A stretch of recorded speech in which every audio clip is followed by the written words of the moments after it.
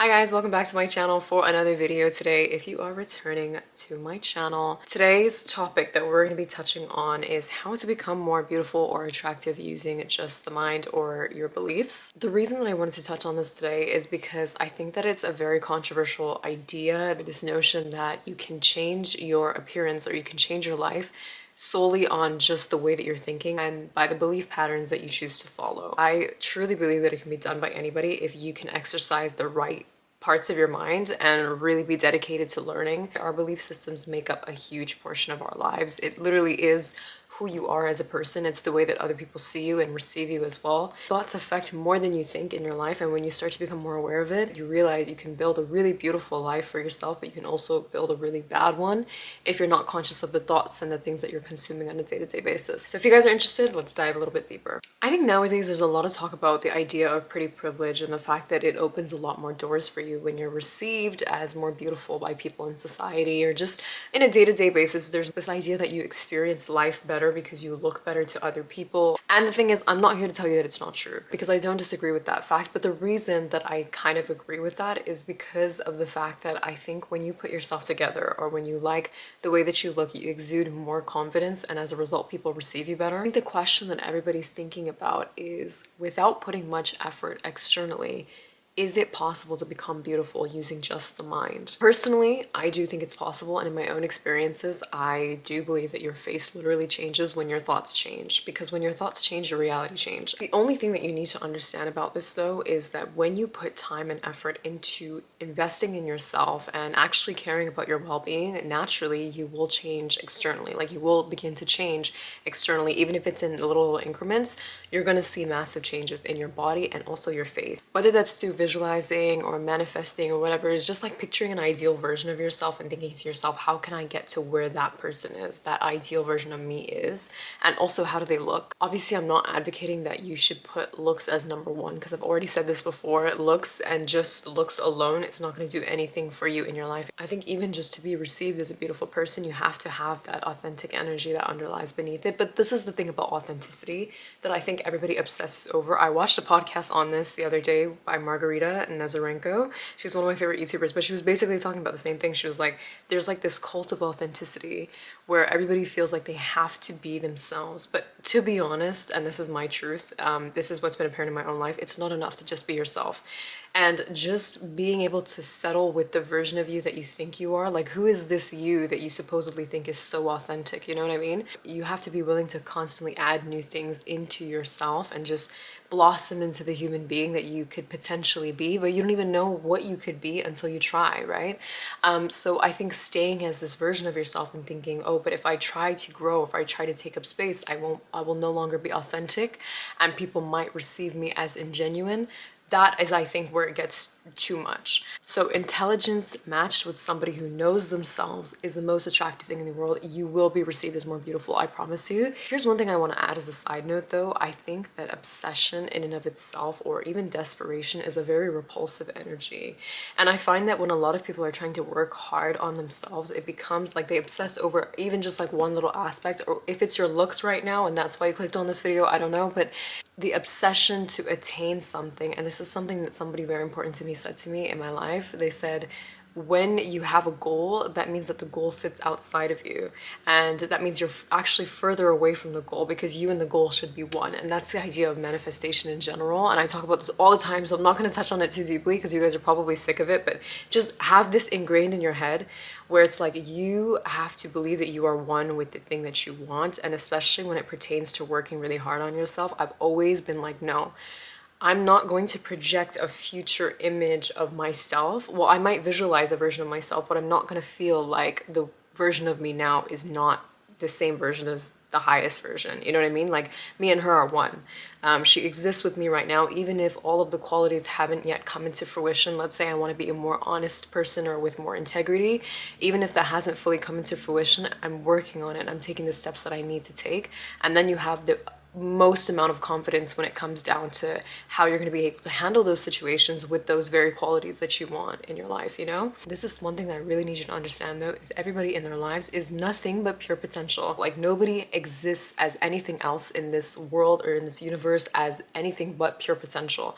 And that means that you can be stretched to multiple different wavelengths and frequencies and just so many crazy things like that. The world is actually so amazing, and when you delve deeper into it, you'll find out what I mean.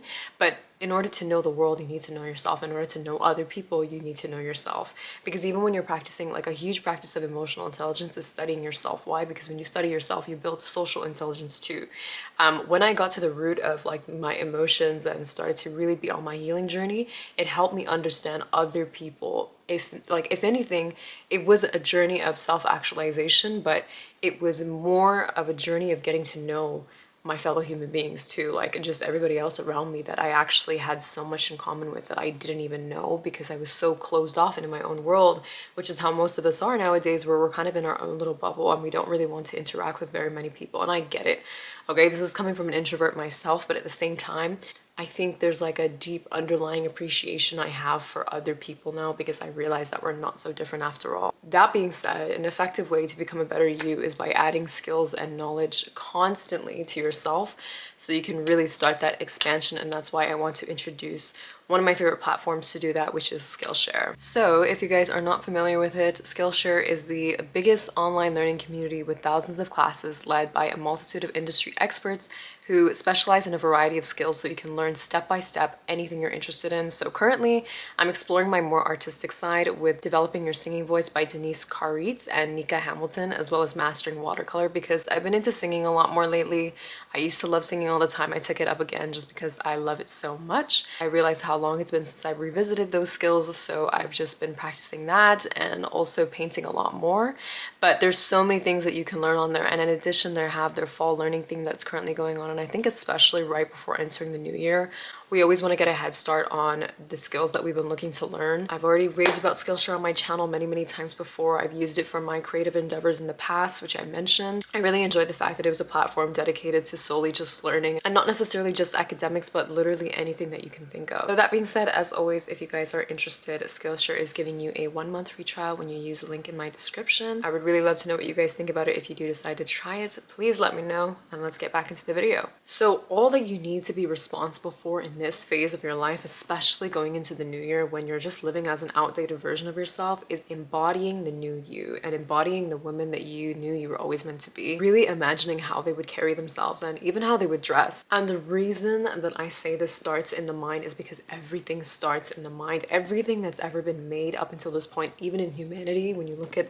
our race as a species, like this is how everything has happened. We envision things in our mind first and then it comes into reality. This is the biggest hack I've learned in my life, and it's that anything that you are trying to execute, a plan or an idea or becoming a version of yourself, you need to have a certain image of it in your mind already, and then almost emulate it and convince your mind that you already are that person, or you already have the things that you want. This is where I think it gets a lot of people and why it's so tricky, and it's because we fall back into routine patterns so easily. We might be doing really well and then all of a sudden we're falling off track, or things are just not going as well as we thought it would, and it's literally those pre-existing beliefs that we've always kind of been tempted to listen to, rather than trying to create new pathways in our minds and different ways of thinking and different beliefs, because it's the only way that you can really grow. So if you're falling back into old patterns and habits or lifestyle routines, you need to keep it pushing, especially if you're under the age of 35. And here is the thing, I'm not saying that you cannot change your life if you're over 35, because I've seen many people over that age do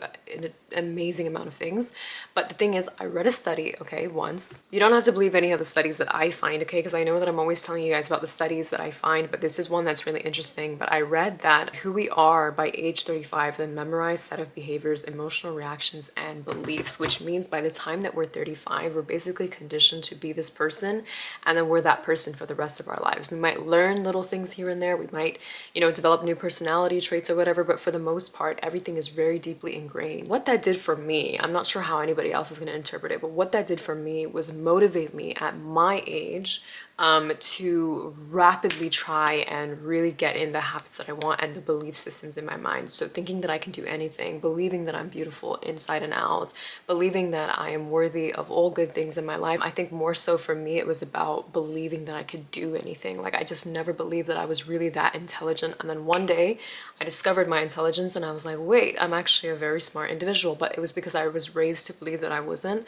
And so anything that you might be thinking of that's too deeply ingrained in your mind, that's running your life and making it a whole circus, because nothing is in an orderly fashion and you just want things to be different and you want change and you want to embrace a new version of yourself and a new life, you really need to push hard against the beliefs that are already existing in your mind. And I constantly, even now, try to remind myself of it in order to make sure I don't get lost in old beliefs. When I read the study, I saw it as creating an opportunity for myself, because I was like, let me, at this point in my life, try really hard to make a memorized set of beliefs, because if it's going to be a memorized set of beliefs anyway, and I'm going to be maybe less of a conscious being, which honestly I don't think is possible.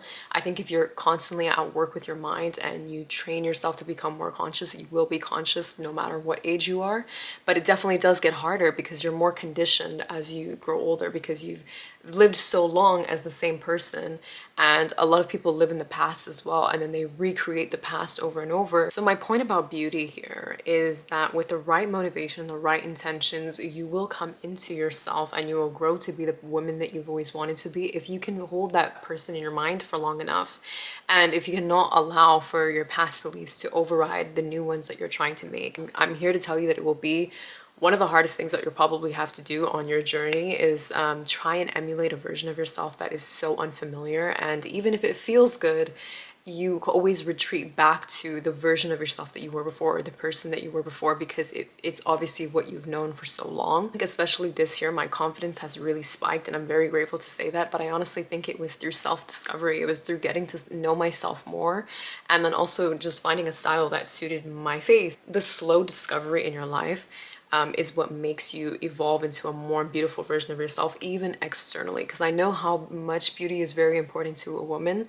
I'm a woman myself, so obviously that's, you know, that's something that's just right in our faces. It's something that's constantly on your mind if you're not comfortable with the way that you look, because you as a woman are judged by your beauty. As much as people don't like to say that it's true, but in order to sustain this magnetic attraction that people have to you, not in a romantic sense necessarily all the time, but just even like from a human being to another human being, when you're interacting on a day-to-day basis, you have to have that energy that lifts you, because it will be the thing that sustains you. It will be the thing that makes people want to actually be around you and touch your energy every day. So there's two emotions that repulse your manifestations, by the way. I really want to touch on this because I think it's two emotions that I've had to deal with in my past so much, and I still, you know, sometimes they come up, but I know how to deal with them now.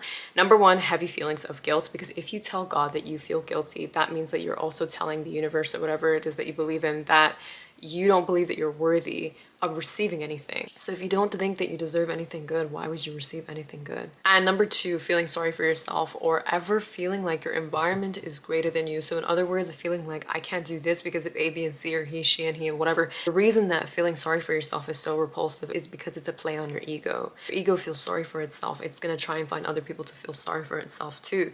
And then everything in your life is gonna be based on the fact that you feel sorry for yourself, and it's gonna be like you just wallowing in this whole life of self-pity, and you just don't want to do that to yourself. Okay, so two things: guilt and self-pity. Don't engage in those emotions. If it comes up, it comes up. Let it be what it is in this moment, and then allow it to pass. But do not dwell in those emotions, because trust me, it'll be the number one thing that does not serve you. If you love telling yourself stories about how hard your life was, so be it. Nobody's stopping you, but don't drag anybody else into it, you know?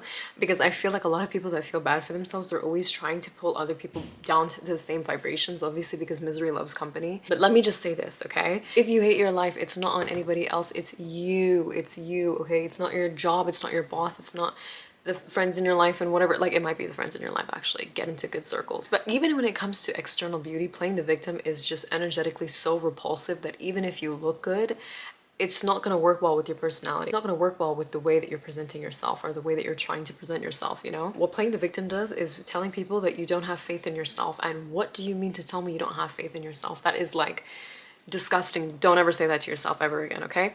Especially if you're in your younger years or your 20s or even younger than that.